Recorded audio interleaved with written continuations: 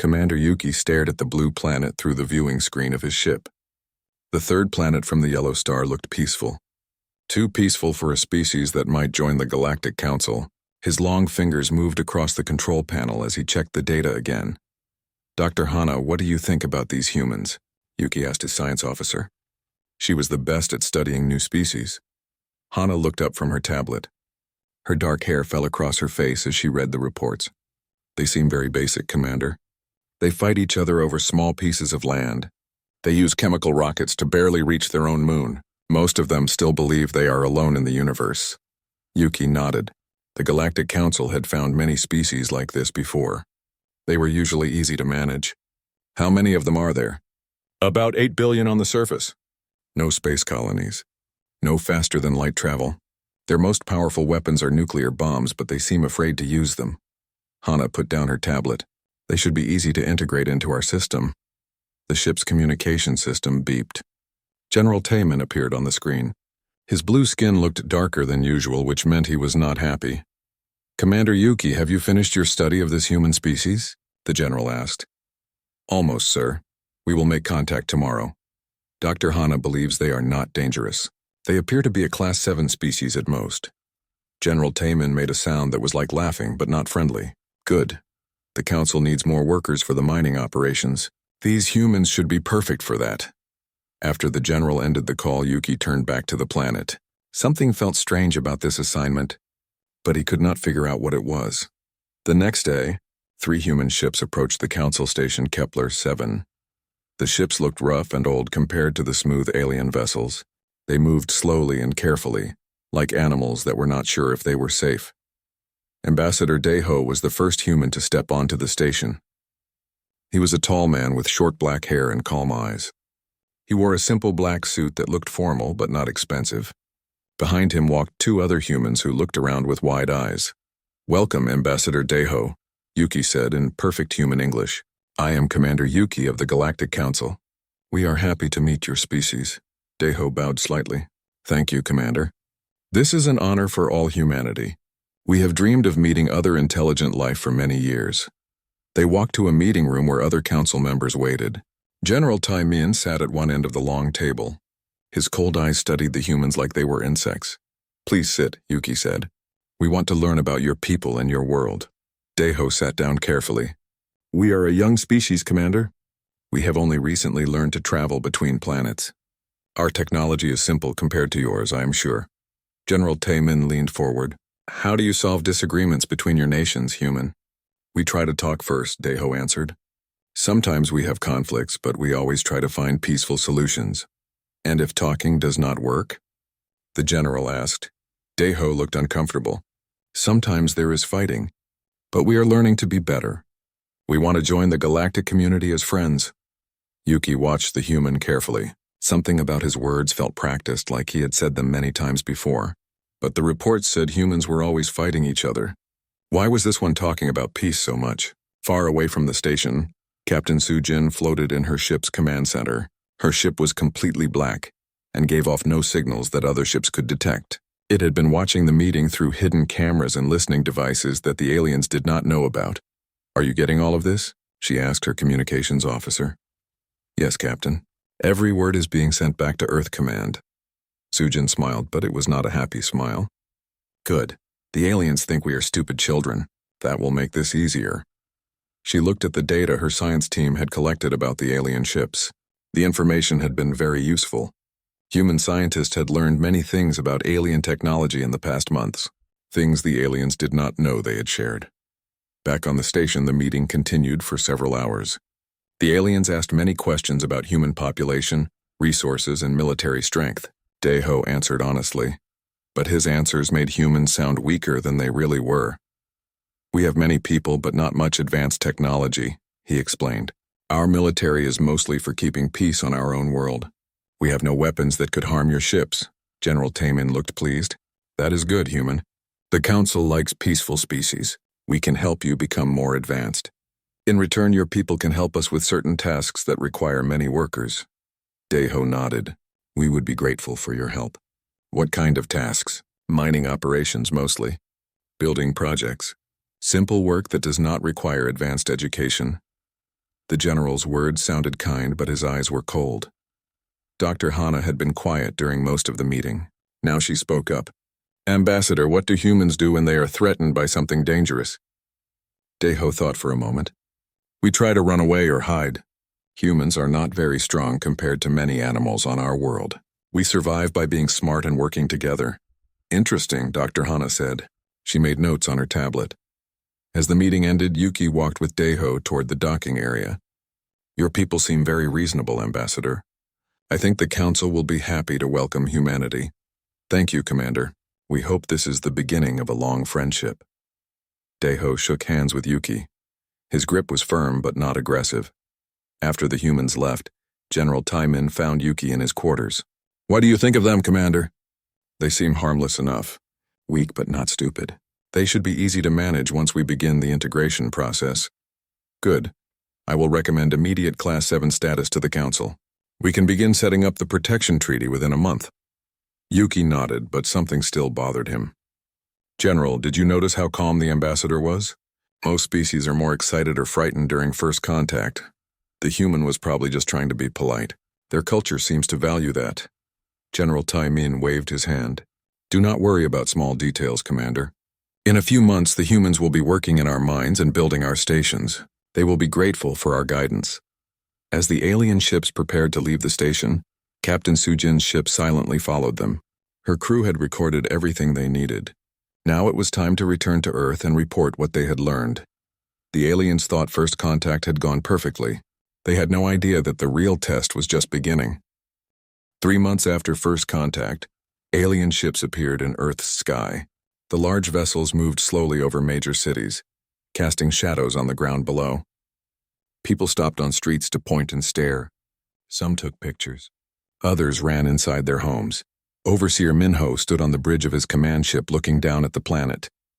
The blue and green world looked even more primitive up close. He could see the humans had built their cities without any real planning. Roads went in all directions like somebody had just drawn lines wherever they wanted. Dr. Subin, what is your first impression of human civilization? Minho asked his cultural expert. Dr. Subin was a thin alien with large yellow eyes. She studied her screens full of data about human behavior. Very disorganized, Overseer. They cannot even agree on one language or government system. This should make the integration much easier. Excellent. Begin the landing procedures. 50 alien soldiers landed in Washington, D.C. with their energy weapons and force shields. To them, it was overwhelming firepower. To any advanced species, 50 soldiers could control an entire planet if needed. The human leaders met them at a place called the White House. President Chen looked nervous as he shook hands with Minho. Ambassador Deho stood nearby, translating when needed. Welcome to Earth, Overseer Minho, the president said. We are honored to begin this partnership with the Galactic Council. The honor is ours, President Chen. The Council is here to help your species grow and become more advanced. In return, we ask only for your cooperation and assistance with certain projects. The president nodded quickly. Of course. Whatever you need. Dr. Subin watched the humans carefully. They seemed eager to please but also frightened. This was normal for primitive species meeting advanced ones for the first time. She made notes about their body language and behavior patterns. What she did not notice was how some humans watched the aliens with different eyes. Colonel Wu Jin stood in the back of the room wearing his military uniform. His face showed respect and curiosity, but his eyes measured distances and counted weapons. He was thinking like a soldier, not a diplomat. After the ceremony, Colonel Wu Jin returned to his office deep underground. The room was part of a massive complex that the aliens did not know existed. Human engineers had built it inside an old mountain over many years. Dr. Yunji was waiting for him with a team of scientists. She had long black hair tied back and wore a white lab coat. Her hands moved quickly over a computer keyboard as she showed him her latest work. Colonel, we have finished studying the alien ship pieces that Captain Sujin brought back, she said. The results are very interesting. Show me. Dr. Yunji pointed to a screen showing alien metal under a microscope. Their technology is more advanced than ours, but it is built for efficiency, not durability. This metal is very light and strong, but it breaks if you hit it in the right way. Colonel Wu Jin studied the data. What about their weapons? Energy-based like we expected. but they seem designed to stop enemies, not kill them. The aliens probably prefer to capture rather than destroy. That makes sense if they want workers. The colonel thought for a moment. What about their soldiers? Dr. Yunji changed the screen to show medical data. This is where it gets interesting, Colonel. The aliens are physically weaker than humans. Much weaker. Their bones break easier. Their muscles are smaller. Even their reflexes are slower. Colonel Wu Jin raised his eyebrows. Are you sure? Very sure. We tested this secretly during the meetings. When Ambassador Deho shook hands with them, we measured the pressure. A normal human handshake was almost too strong for them. They had to be careful not to show pain. So they control other species through technology, not physical strength. Exactly. And Colonel, there is something else. We tested their reaction times by dropping objects near them and watching their responses. The fastest alien was still slower than our average human child. Colonel Wu Jin smiled for the first time in weeks. Interesting. What else have you learned? Dr. Yunji pulled up another screen. Their communication systems are very advanced but also very centralized. If you damage the right parts, their whole network stops working. It is like they never planned for someone to attack them, because they have never fought a species that could fight back. That is what we think, yes. Above ground, the alien integration was beginning. Overseer Minho had set up his headquarters in New York City. He announced that humans would need to register with the new authorities and accept work assignments to help build galactic civilization. Most humans did what they were told. They stood in long lines to get their new identification cards. They listened to alien officials explain the new rules. They nodded and agreed when told they would be relocated to areas where they could be more useful. Dr. Subin studied these interactions with great interest. The humans are adapting very quickly, she reported to Minho. Much faster than most species. They seem to understand that cooperation is better than resistance. But some things puzzled her. Human children played games that looked very violent. Adults watched movies and read books about fighting and war. Even their sports were often about defeating opponents. For a peaceful species, humans seemed very interested in conflict. Overseer, I have a question about human behavior, she said during one of their meetings. What is it, Dr. Subin? Why do peaceful humans spend so much time thinking about fighting? Their entertainment, their games, their stories, many of them are about war and violence. Minho waved his hand. Primitive species often fantasize about things they cannot really do. Humans probably dream about being warriors because they are too weak to be real ones. It is harmless. Dr. Subin was not completely satisfied with this answer, but she accepted it. The overseer had much more experience with other species. What neither of them knew was that in hidden facilities around the world, humans were working day and night. Engineer Hyunwoo had taken apart alien equipment and figured out how to build better versions. Sergeant Boram was training teams of soldiers in new fighting techniques designed specifically for fighting aliens. Even ordinary citizens were preparing. Nurse Jiwon had learned how to treat wounds that alien weapons might cause. Teacher Kyung-ho was teaching children secret codes and signals that looked like games, but were really communication systems. The aliens saw humans doing normal human things, going to work, raising families, following the new rules. They did not see the other activities happening in basements and hidden rooms. 1 month after the aliens arrived, they began the next phase of integration. Humans would be moved to more efficient locations. Families would be separated so that workers could focus on their jobs without distractions. The announcement was made on all communication networks at the same time. Humans had 1 week to prepare for relocation. President Chen made a speech asking for cooperation. Ambassador Deho translated alien instructions.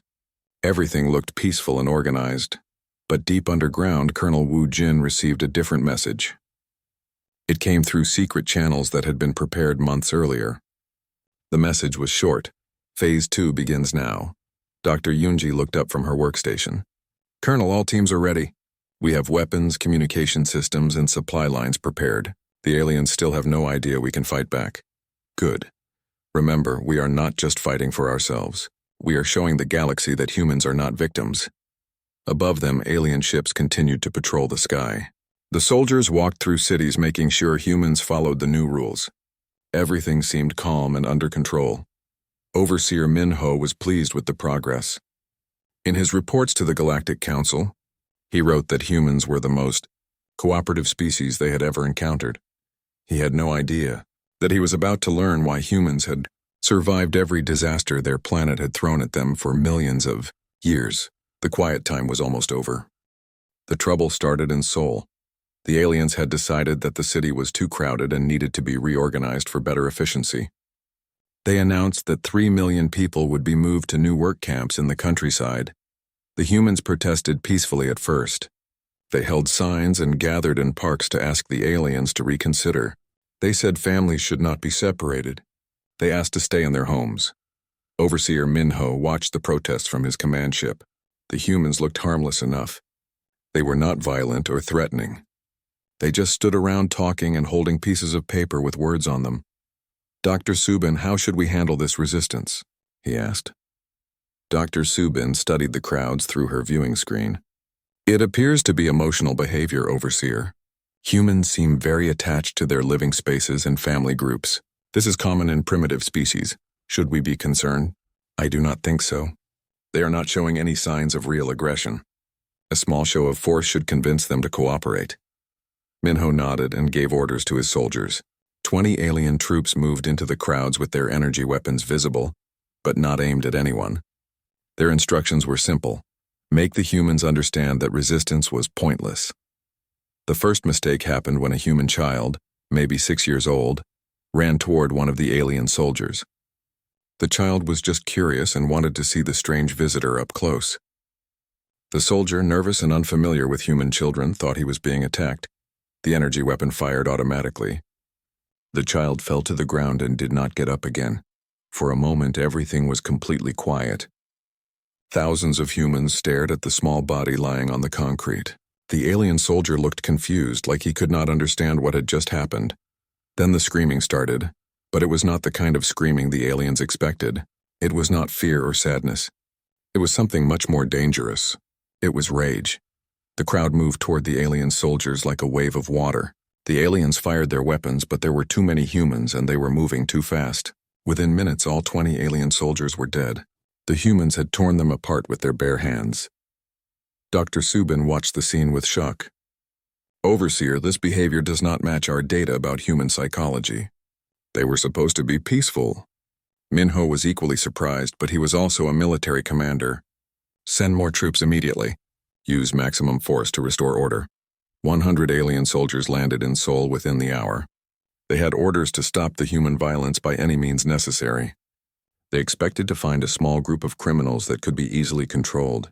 Instead, they found that the entire city had become a battlefield. The humans were not fighting like the disorganized primitives the aliens expected. They moved in coordinated groups with clear objectives. They knew exactly where to attack alien equipment to disable it.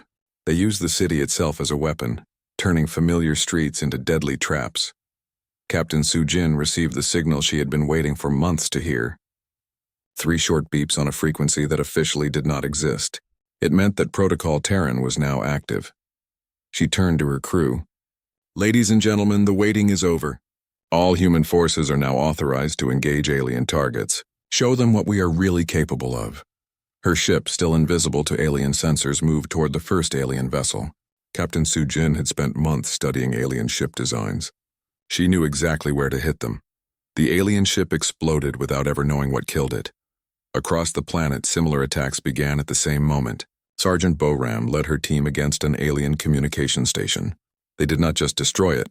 They reprogrammed it to send false signals to other alien forces. Engineer Hyun-woo had spent weeks studying alien vehicles. Now he showed his fellow humans how to turn those vehicles into weapons that hunted their former owners. The aliens began to realize they were not fighting random human civilians. They were fighting soldiers who had been preparing for this battle for months. Dr. Subin frantically tried to analyze what was happening. "Overseer, the humans are using military tactics that are more advanced than anything in our database. How is this possible?" Minho was beginning to understand that his reports to the Galactic Council had been very wrong. "Contact the Council immediately. Tell them we need reinforcements." "How many, Overseer?" Minho watched his status screens as more alien positions reported being under attack. All of them. In the underground command center, Colonel Woo-jin coordinated the human response. His screens showed alien positions all over the planet. Most of them were already under attack or completely destroyed. Dr. Yunji, what is the status of alien communications?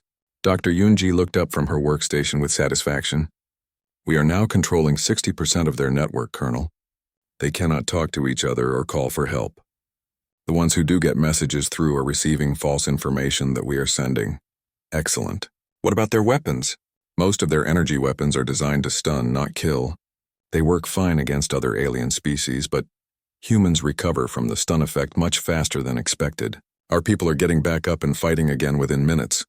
Colonel Wu Jin nodded. Human bodies had evolved on a planet where everything was trying to kill them. They were much tougher than aliens realized. Nurse Jiwan was treating wounded humans in a hospital that had become a military base. She had trained for months to handle injuries from alien weapons.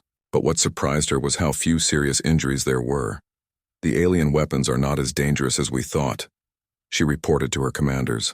They seem designed for species that are much more fragile than humans.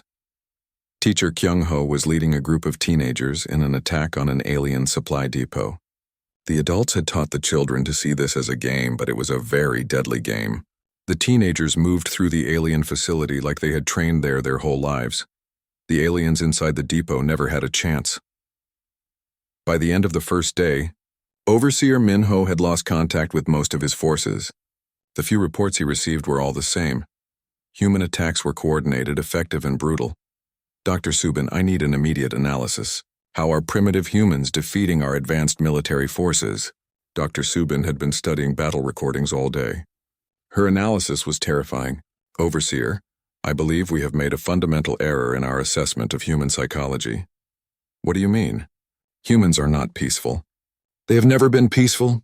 They are predators who have been pretending to be prey. Minho stared at her. That is impossible. Our data clearly shows they are a Class 7 species with limited military capability. Our data was wrong, Overseer. Or perhaps the humans deliberately gave us wrong information. Dr. Subin showed him footage of human soldiers in action. Look at how they move. Look at how they think. These are not the actions of a primitive species. These are the actions of a species that has been fighting wars for millions of years. As night fell on Earth, alien positions continued to fall to human attacks. The humans did not just fight. They fought with a creativity and ruthlessness that shocked their enemies. They turned alien technology against itself. They used the aliens' own weapons more effectively than the aliens did. They showed no mercy to enemies who had threatened their children.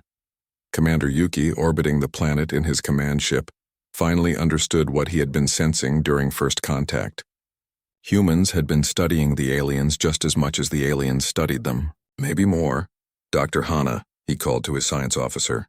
What is your assessment of human military capability? Dr. Hana looked up from her analysis with frightened eyes. Commander, I do not think they are Class 7. I do not think they are Class 3.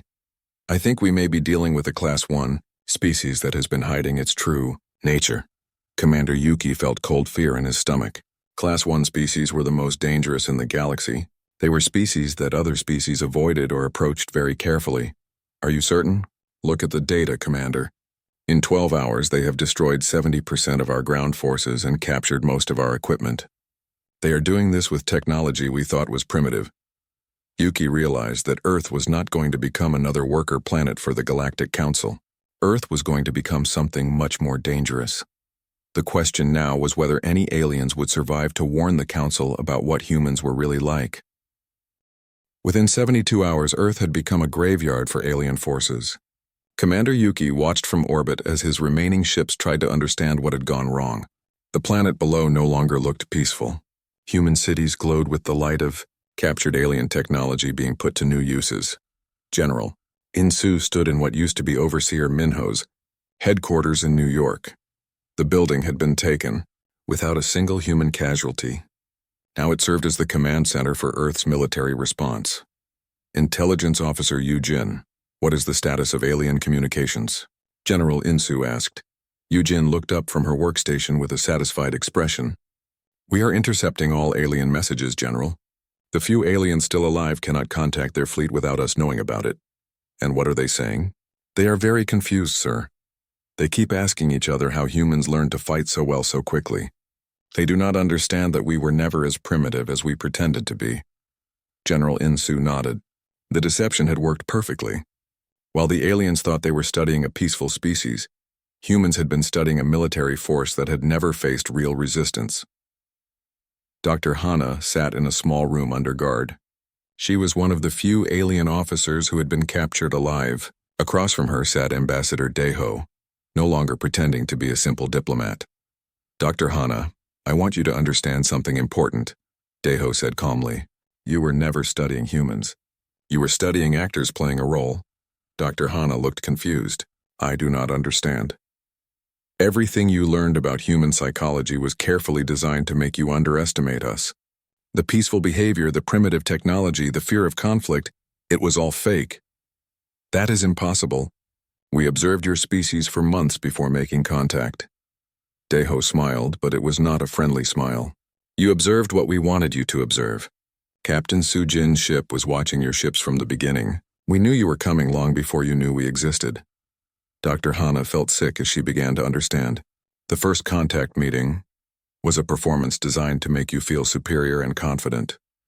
Every question you asked, we had prepared answers for. Every test you ran, we had practiced responses. Why? Dr. Hana whispered.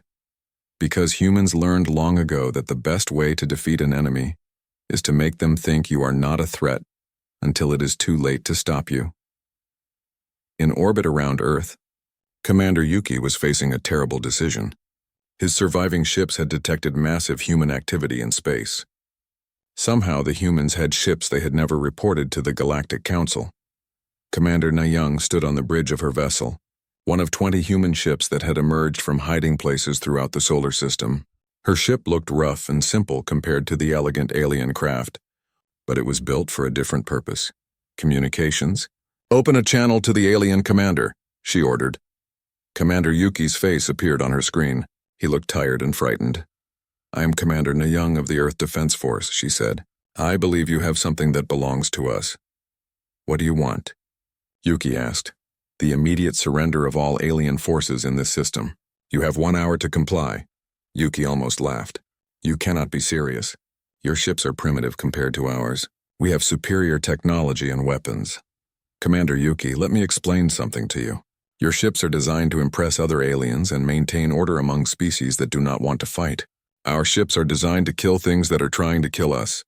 Commander Nayang cut the communication and turned to her crew. All ships prepare for combat. Remember, we are not just fighting for Earth.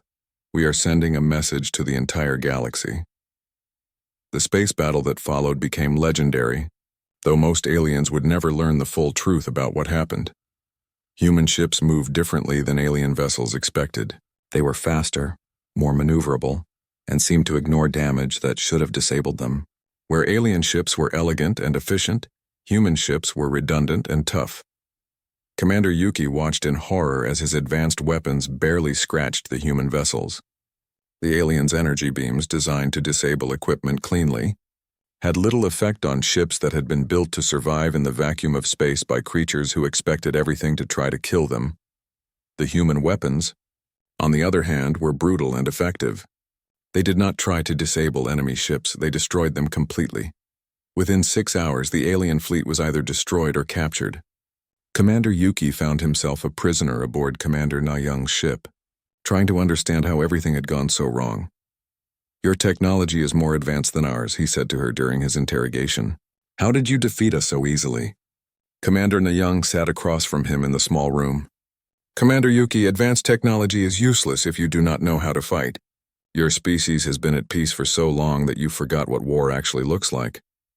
And humans remember? Humans never stopped fighting, Commander. While your people were building a peaceful civilization, humans were learning how to kill each other more efficiently. Every war we fought, every battle we survived made us better at this. Yuki thought about all the human entertainment Dr. Subin had analyzed. The movies about war, the games about fighting, the stories about conflict. You study war like we study science. Because for humans, war is a science. We have been perfecting it for thousands of years.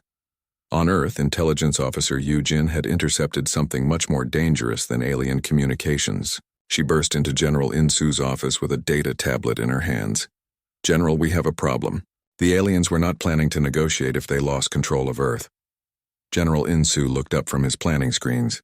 What do you mean? They have a backup plan, sir. If they cannot control Earth, they intend to destroy it from orbit. They have ships with planet-killing weapons positioned at the edge of our solar system. General Insu felt cold. How long do we have? The attack fleet should arrive within 48 hours. Then we need to send them a message they will understand. General Insu activated his communication system. Commander Nayung, this is General Insu. We need to talk. An hour later, 20 captured alien ships left Earth's orbit. They were still alien ships, but now they had human crews who had spent months learning how to operate alien technology better than the aliens themselves. Admiral Dongmin commanded the fleet from the largest captured vessel. He had been preparing for this moment since the first alien ship appeared in Earth's sky. Captain Jinne, what is the status of our new ships? He asked his second-in-command. Captain Jinne smiled. All vessels are operating at full capacity, Admiral. The alien technology is actually quite simple once you understand how it works. Our engineers have already made several improvements. Improvements? The aliens built their ships for efficiency and comfort, sir. We have modified them for combat effectiveness. They are now much more dangerous than they were originally. Admiral Dongmin nodded with satisfaction. Excellent. When the alien reinforcements arrive, they will find something they do not expect. What is that, Admiral? They will find that humans are not the victims in this story. They are the predators. As the human fleet moved toward the edge of the solar system, messages were being sent to the Galactic Council.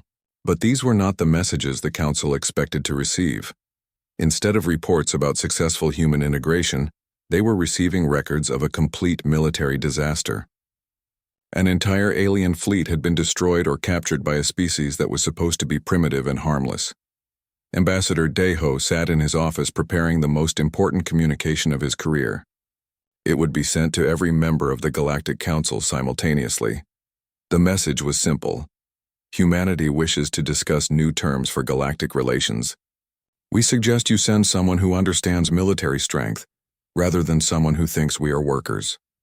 The message included complete recordings of the battle, specifications of captured alien technology, and a detailed analysis of alien military weaknesses. The final line of the message was even simpler. Earth is no longer asking to join the galactic community. Earth is announcing that the galactic community has new leadership. The quiet species that had seemed so harmless just months. Ego was about to teach the galaxy a lesson that would change everything. The lesson was simple. Never assume that a species is weak just because it chooses to appear peaceful. The Galactic Council's emergency session was unlike anything in their 3,000-year history. Representatives from 47 species gathered in their great chamber, all trying to understand how a primitive world had destroyed an entire council fleet in less than a week. Dr. Subin stood before the assembly, one of only 12 aliens who had escaped Earth alive. Her report was supposed to help the council understand what had happened. Instead, it terrified them. Honorable council members, she began, I must inform you that all previous data about the human species was completely incorrect. Humans are not a Class 7 civilization. They may be the most dangerous species we have ever encountered. Murmurs of disbelief filled the chamber. Council leader Jektar raised his hand for silence. Dr. Subin, explain how a species without faster-than-light travel could defeat our advanced military forces. Dr. Subin activated a holographic display showing recordings from the battle. Humans did not defeat us with superior technology, honored leader. They defeated us with superior tactical thinking, deception, and what can only be described as a natural talent for warfare. The recordings showed human soldiers moving through alien positions with deadly efficiency. They showed human engineers turning alien equipment into weapons more effective than the original designs. They showed human civilians fighting like trained soldiers. This is impossible, declared Representative Vorthak.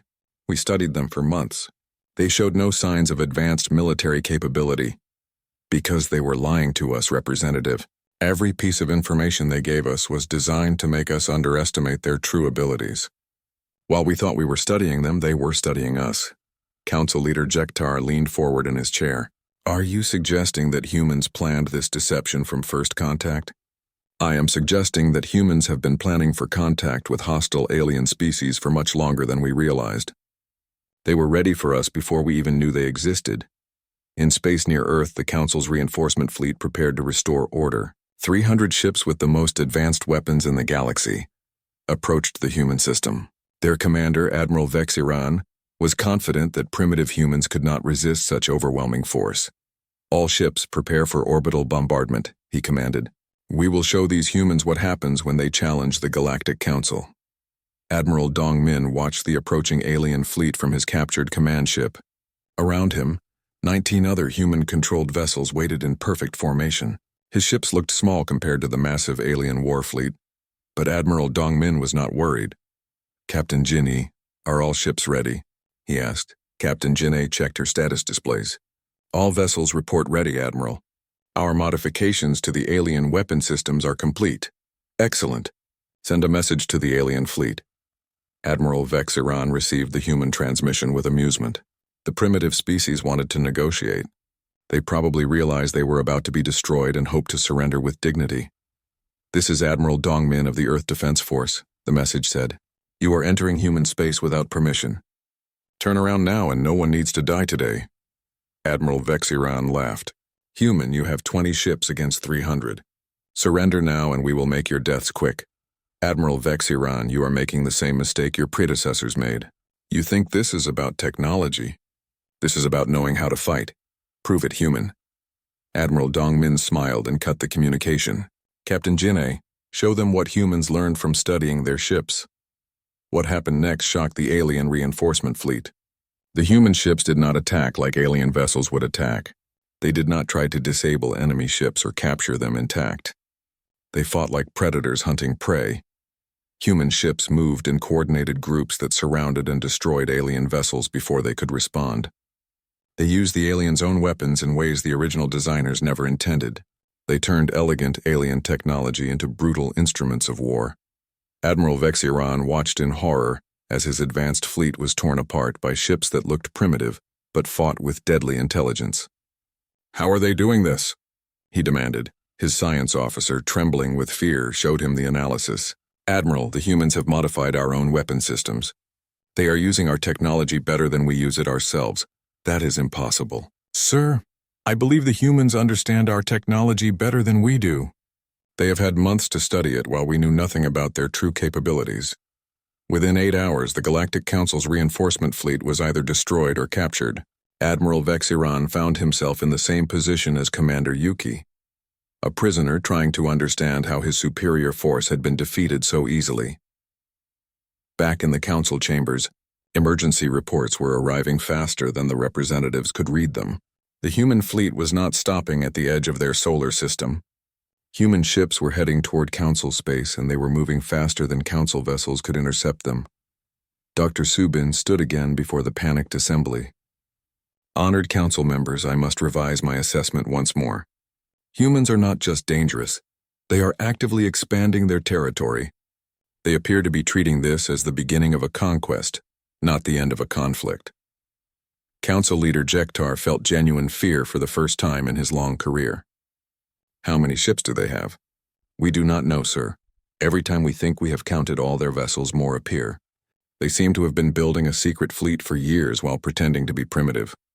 The truth was even more disturbing than Dr. Subin realized. Commander Seo Jun stood on the bridge of one of 50 human exploration ships that had been hidden throughout the galaxy for months. Each ship contained teams of scientists and soldiers whose job was to study alien civilizations and prepare for this exact moment. Dr. Young Mi looked up from her analysis station with excitement. "Commander, we have identified 17 alien homeworlds within our operational range. All of them appear to be defended by the same type of forces that failed at Earth." "Excellent, Doctor. Begin Phase 3 of the operation." "What is Phase 3, Commander?" Commander Seojun smiled. "Phase 3 is where we stop pretending to be the victims and start being the teachers." The messages that arrived at alien homeworlds over the next few days were unlike anything in galactic history. They were not threats or demands for surrender. They were educational materials. Human ships appeared, in orbit around alien planets, and broadcast detailed recordings of the battles at Earth. They showed exactly how human tactics had defeated superior alien technology. They demonstrated how human engineering had improved alien equipment beyond its original capabilities. The message that accompanied these broadcasts was simple. The Galactic Council has been dissolved. Earth now represents humanity's interests in galactic affairs. All previous treaties are void. New negotiations will begin immediately, but the most important part of the message came at the end. Any species that wishes to continue peaceful relations with humanity should send representatives to Earth within 30 days. Any species that chooses to resist will be treated as hostile. In the former council chambers, the remaining representatives tried to organize a response to the human ultimatum. But they quickly realized that resistance was impossible. The humans had demonstrated that they could defeat any council military force, and they had shown they understood alien technology better than the aliens themselves. Ambassador Deho arrived at the council station exactly 30 days later. He brought with him a new treaty that would reshape galactic civilization. But this time, humans were not asking to join an existing system. They were creating a new one. Honored former council members, he said to the assembled representatives, humanity appreciates your centuries of maintaining galactic peace. However, that peace was maintained through the threat of superior force against weaker species. Humanity represents a different approach. Council leader Jektar, no longer commanding but still trying to understand, asked the obvious question. What approach is that, Ambassador?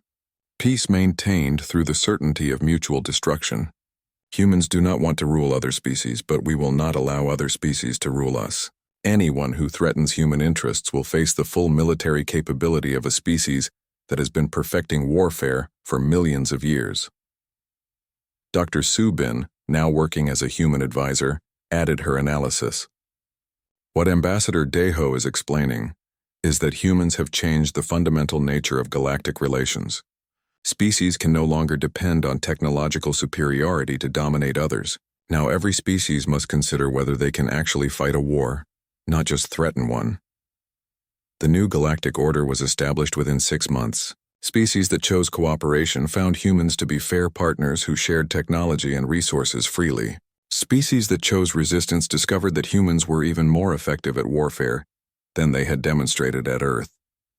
But perhaps the most important change was psychological. For the first time in galactic history, every species knew that there was another species in the galaxy that could fight back effectively. This knowledge changed how every civilization approached conflicts and negotiations.